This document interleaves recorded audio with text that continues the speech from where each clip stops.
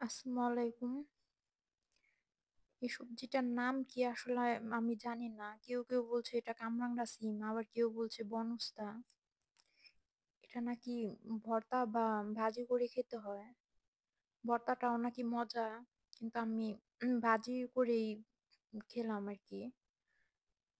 তো এটা আমি আগে কখনো দেখি নাই বা এটার নামও কখনো শুনি নাই বা জানি না। তো কেউ ঠিক নামটা বলতে পারে নাই। তো আমার কামরাঙ্গা সিমই মনে হয়েছে, কারণ এটা দেখতে অনেকটা কামরাঙ্গার মতোই আর দেখতেও অনেকটা সুন্দর। তো এটা ভাজি করা দেখানোর মতো কিছু নাই, এটা যেরকম সবজি আপনারা ভাজি করেন ঠিক ওই রকমই।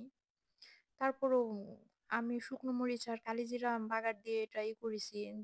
এটার স্মেলটা আমার কাছে দারুণ লাগে। তাই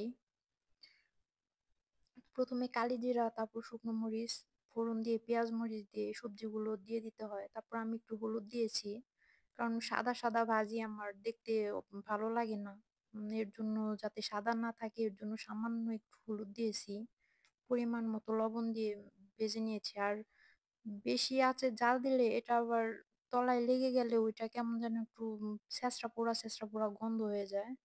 তাই মিডিয়াম আঁচে দিয়ে এটা ভাজতে হয়। সবজিটা কিন্তু দারুণ খেতে। আমি আগে কখনো খাই নাই। ভালো